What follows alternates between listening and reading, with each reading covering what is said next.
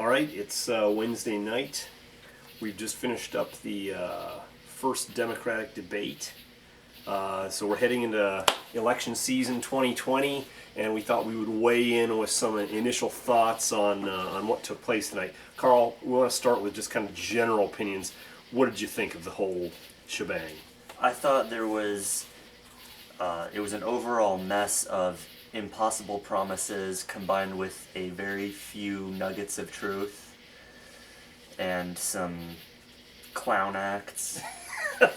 I think the clown car has been overused at this point to describe this group of people, but I mean, it's a perfect description of what's going on there. It's a detachment from reality, a detachment from truth, a detachment from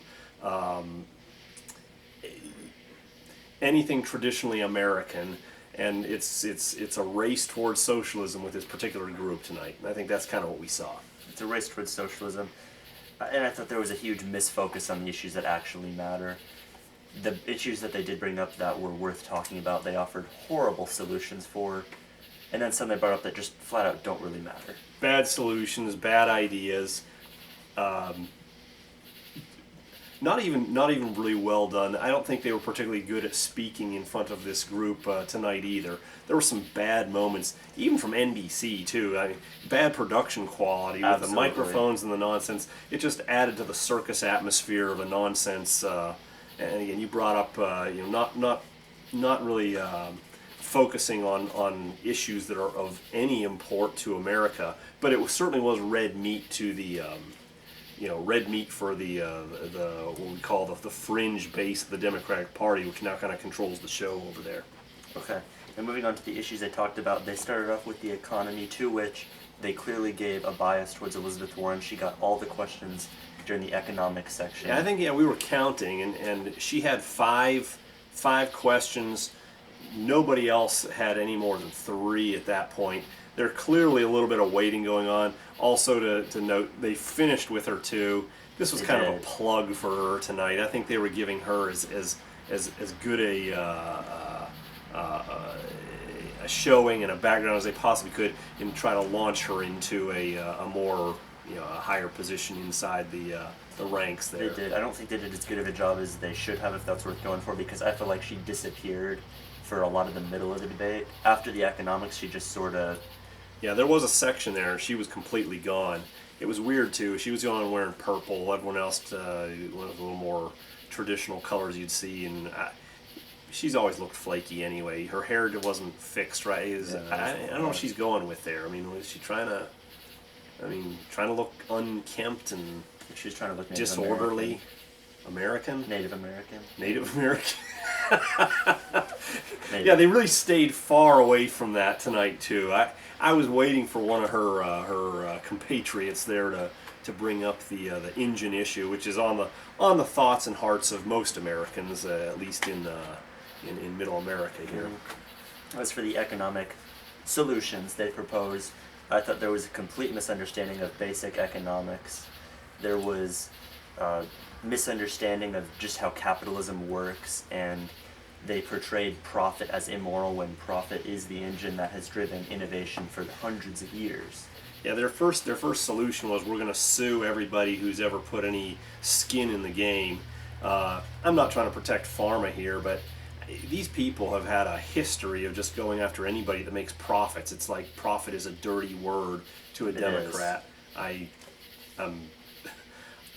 It's un-American. Unless it's Bernie Sanders selling a book. Yeah, I guess profit so. is okay. Yeah. Okay. Healthcare.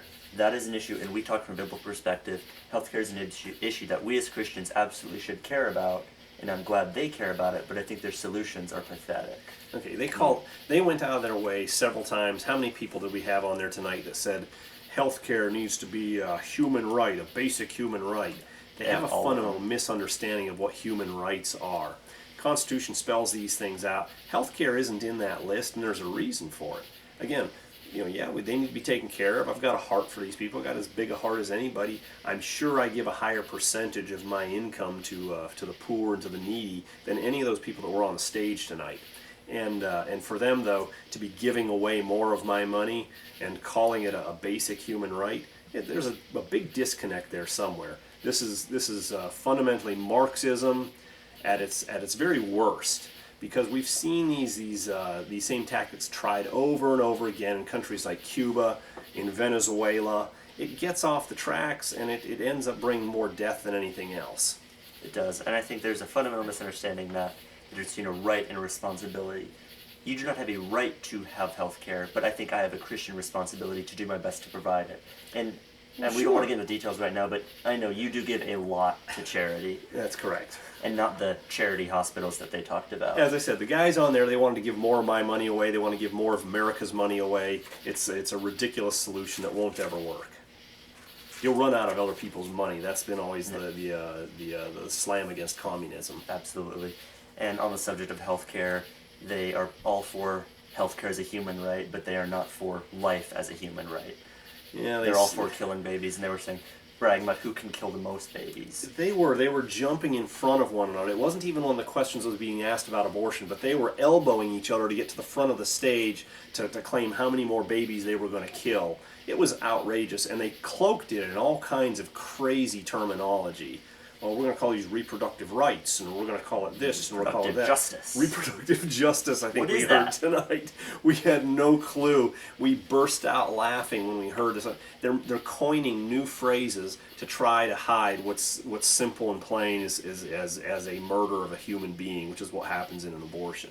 That's absolutely what happens. Moving to immigration, I want to call out the biggest gap. One of the biggest gaps I heard tonight was when was it Ryan? Or was it? No, on immigration. Oh. We think Mexicans, we need people to go out and work the fields. So you want to go send Mexicans out to work the fields? She was trying to make a point, and she thought she was being very clever. We need these people coming across the border. I mean, by golly, somebody's got to work in the fields, and somebody's got to clean the toilets. And this is exactly basically where she was headed. It was really outrageous. It was a poor moment for her. Speaking on that, who do you think did well tonight? Who did well for themselves as a Democrat? Overall, I'm having a hard time picking. I feel like Elizabeth Warren could have been the overall winner if she hadn't just phased out in the middle of the debate. Yeah, she had a poor debate for him, but I will say that she fed more red meat to the people who were looking for red meat. Yeah. Than I think anyone else. Probably got more applause lines as far as that goes. So she probably is the kind of candidate that room was looking for tonight. I mean, certainly not my cup of tea.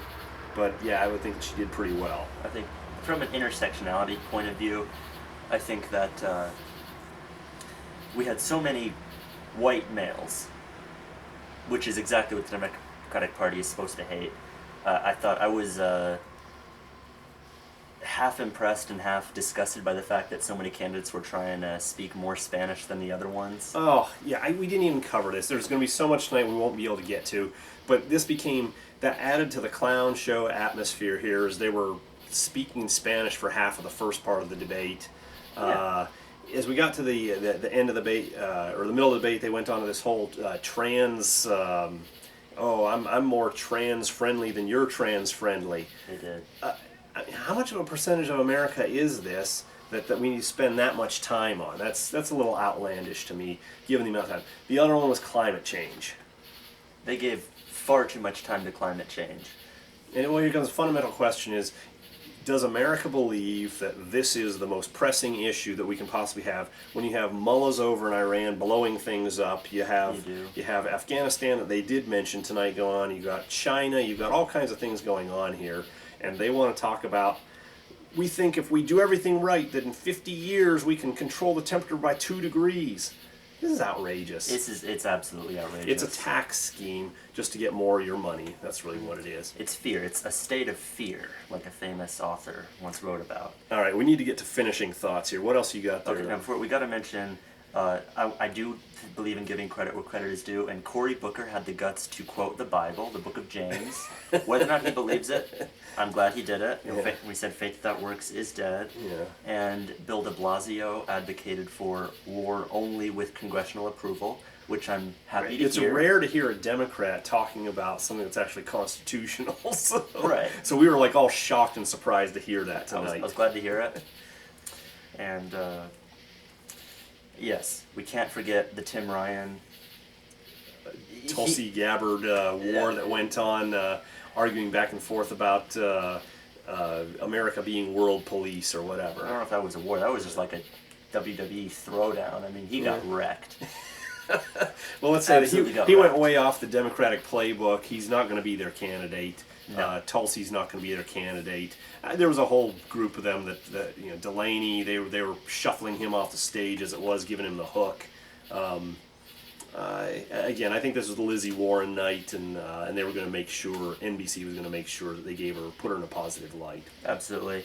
And in their closing statements, absolutely, they gave Lizzie Warren the last word. And I would just have to say, I kept hearing the phrase, "We need real solutions, not impossible promises," and that's all they fed us in the final few minutes. Impossible promises. I think with if no you're real gonna solutions. if you're going to wrap up the night, that would be it. Impossible promises. That's really what this party has boiled down to. Impossible promises, killing babies, and absolute nonsense.